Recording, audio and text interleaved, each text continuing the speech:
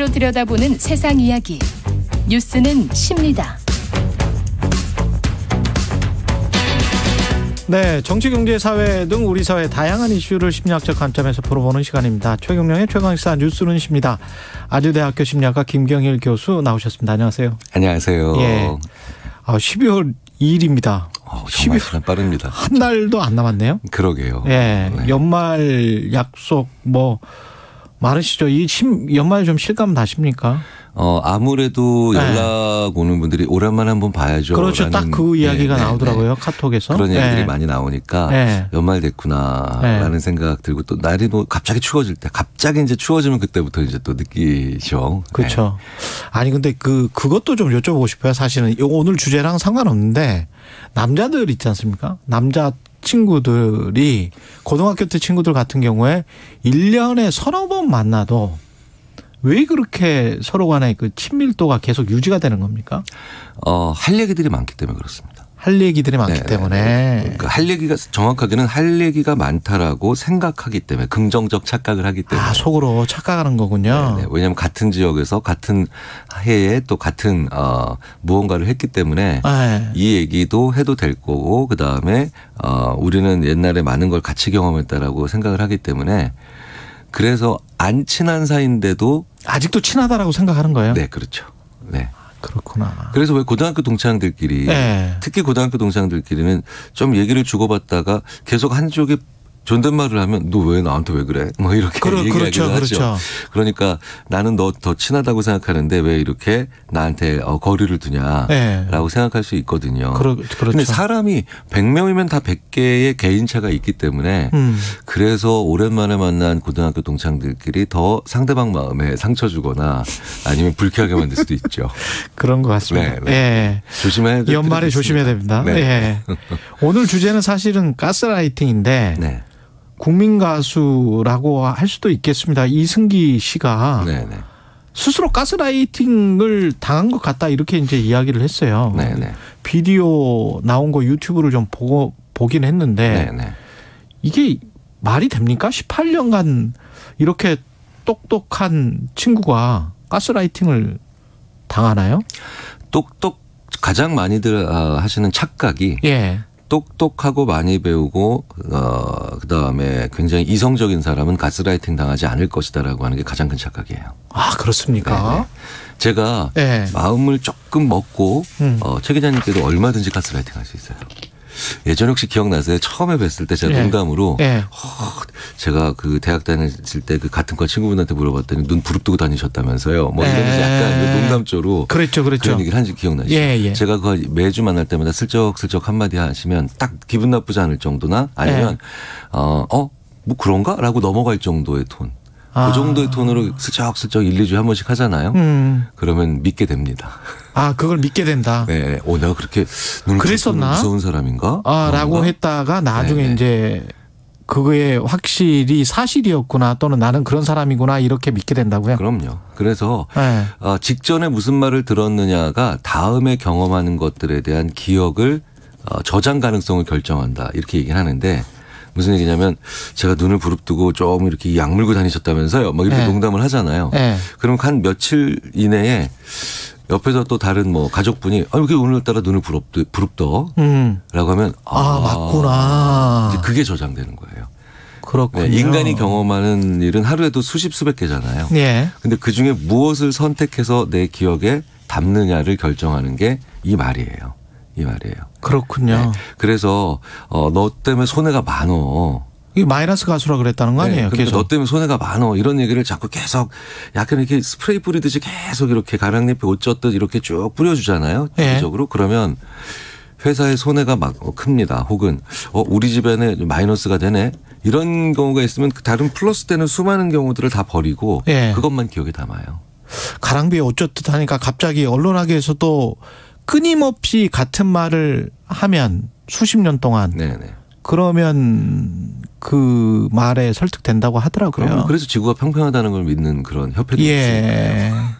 그래서 이게 긍정적으로 그렇기 때문에 보자면 가스라이팅의 범주가 아니라 그렇기 때문에 긍정적인 말을 해주는 게 얼마나 중요한가를 또 알 수 있죠. 그러네요. 네네. 그래서 저도 어렸을 때부터 저희 부모님이 참 우리 경일이는 신체 비율이 좋아. 말도 안 되는 얘기를 하셨는데. 근데 이제 스스로 믿게 되는 거지. 그렇죠. 그래서 네. 제 가족이 정말 되게 어처구니 없어 하세요. 이런 긍정적 가스라이팅은 처음 봤다. 어떻게 저 몸매 펭귄 같은 몸매에 자기가 몸매가 좋다고 생각을 하지? 이성적으로는 몸매가 안 좋은 걸 저도 아는데 네. 뭐 제 신체에 관련해서 그다지 큰 불만이 없는 긍정적 현상이 벌어지죠. 네. 이게 빈도군요, 빈도. 네, 우리 뇌가 아주 트라우마 같은 그런 처참한 뭐 참사나 아니면 아주 극단적 슬픔을 제외하고는 그런 걸 빼놓고는 대부분의 가지게 되는 믿음 체계가 크기보다는 빈도입니다. 그러네. 네, 그러니까 100점짜리 얘기 한 번 듣는 것보다 100점 강도 100의 얘기를 한 번 듣는 것보단 강도 10의 얘기를 10번 듣는 게 훨씬 더 세요? 훨씬 더 세죠. 계속 남습니까? 네, 계속 남죠. 그걸 믿게 됩니까? 네. 그러니까 우리 뇌가 크기보다 빈도가 높은 것들을 주로 기억하거든요. 그리고 직전에 했던 말이 훨씬 더 기억에 납니다. 그렇죠. 그리고 직전에 했던 말이 지금 경험하는 것들에 어떤 걸 기억에 담을까를 많이 결정을 하기 때문에 그래서 옆에서 계속 이래요. 그러니까 왜 이런 걸 모르냐면 똑똑한 사람들일수록 오히려 더 모를 수가 있냐면 이성적으로 논리적으로 봤을 때 지금 요렇게 작은 말은 사실 대단한 말이 아니거든요.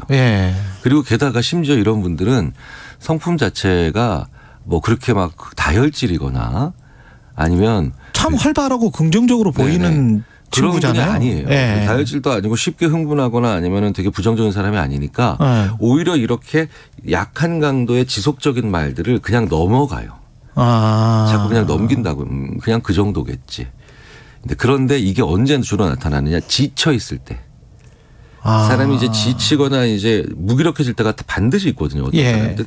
그럴 때 그 원인을 생각해보다가 그렇게 나한테 지속적으로 들어왔던 소위 말하는 가스라이팅적인 말들이 그게 원인인가? 그것 때문에 내가 이게 지금 이렇게 힘든 건가? 뭐 내가 마이너스 가수라서 힘든 건가? 내가 지금 혹은 내가 능력이 없는 사람이라는 말을 계속 들어서 힘든 건가? 그래서 그런 말들이 옆에서 계속 들어오는 그런 말들이 있잖아요. 그런 말들이 결국은 내가 지쳐 있을 때 그 무기력해졌을 때 그 원인을 찾는 과정에서 순간적으로 거기서 되게 작은 말들을 여러 번 들었는데 사실은 거대한 크기로 그거였네요. 라고 하면서 그거였네라고 하면서 그때야 깨달아요? 그죠. 그러니까 거짓 깨달음이죠. 잘못 깨달음이죠. 그것 때문이었네 내가. 그거는 이제 계속 적셔지는 과정이군요. 그러니까 한지에 물방울 떨어뜨려 가지고 한지가 쫙 번지면서 적셔지는 그런 것처럼 의식을 완전히 지배하게 되는 거네요. 그렇죠. 게다가 또 다른 중요한 착각이 뭐냐? 그 가스라이팅을 하는 사람들.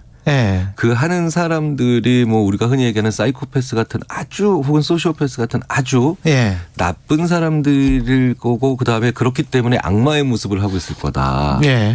라고 우리가 보통 그렇게만 생각하잖아요.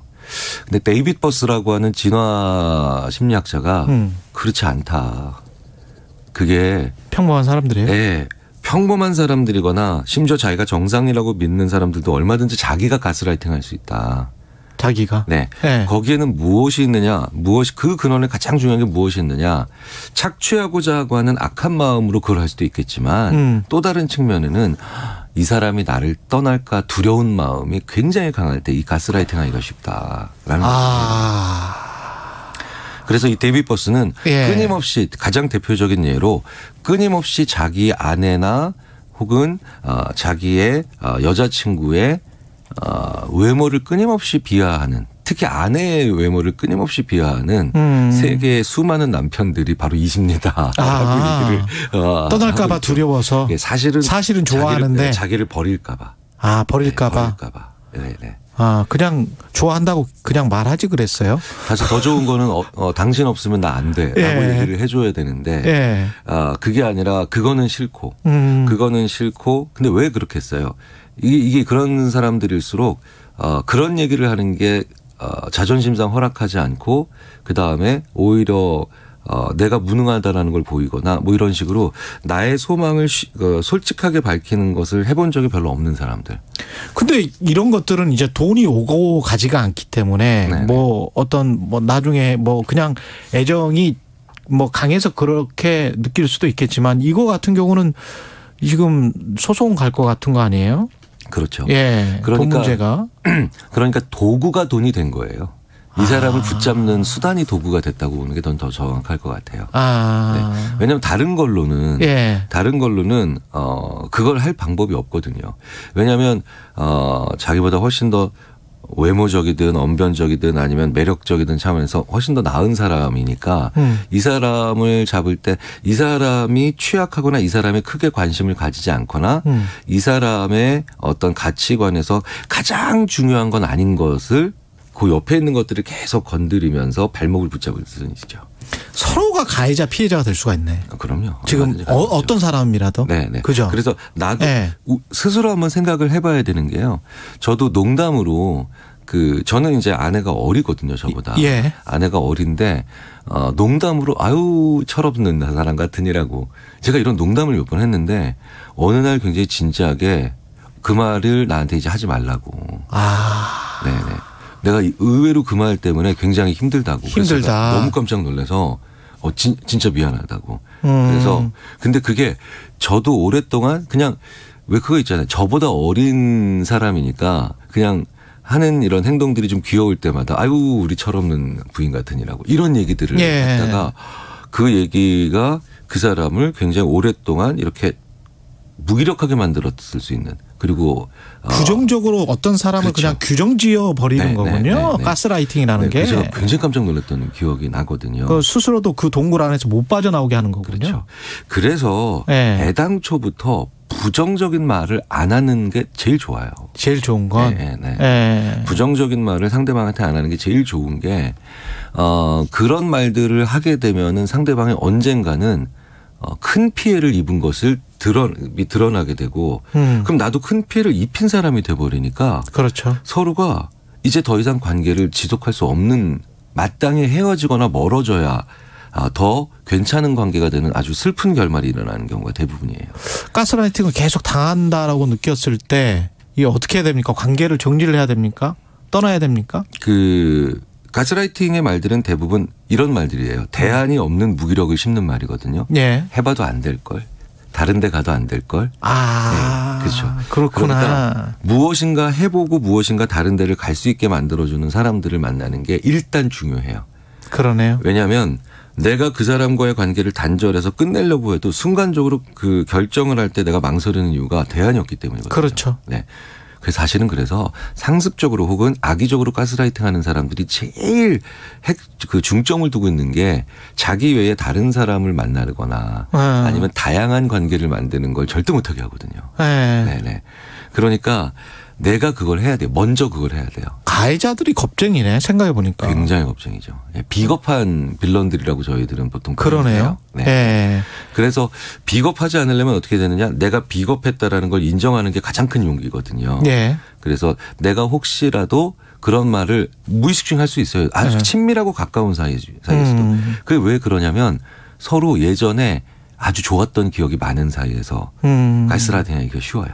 그렇군요. 네네네. 그래서 나는 좀 더 다양한 사람을 만나고 그다음에 안 해봤던 새로운 일들을 해보는 걸 시도를 먼저 하시면서 이 관계가 멀어져야 되고 혹시라도 내가 그런 말을 하고 있다면 내가 비겁한 데가 있었구나라고 흔쾌하게 용기 내서 인정하셔야 돼요. 강승구 님이 저는 상사에게 1년 동안 넌 왜 그 모양이야 이런 이야기를 만날 때마다 들었다는데 실제로 그 말 그대로를 쓰셨다면 그 상사분과는 오랫동안 관계를 지속하시면 안 될 것 같아요. 이건 굉장히 폭력적인 그냥 무조건 피해야 되는 이런 상사는 굉장히 폭력적인 언어고요. 저는 그런 식의 언어를 하는 분들 앞에서 저는 첫 번째로 이런 얘기 많이 드립니다. 절대 웃지 마시라고. 농담으로라도 웃지 마시라고. 웃지 마라. 차갑게 대해라. 네네네. 그것도 방법이네. 자기를 보호할 수 있는. 왜냐하면 넌 왜 그 모양이라고 했을 때 보통 이렇게 반응하죠. 아유 왜 그러세요. 이거 굉장히 안 좋은 그렇지. 자기가 또 보안이고 그러니까. 그래서 저한테도 근데 그런 얘기를 하는 선배가 있었어요. 예전에. 근데 제가 그냥 이렇게 쳐다봤으니 이거 어떻게 되나 방송에서 보여드려야 되나. 하고 그냥 갔어요. 한마디를 하게 되면 나중에 꼬투리 잡힐 거고. 그렇죠.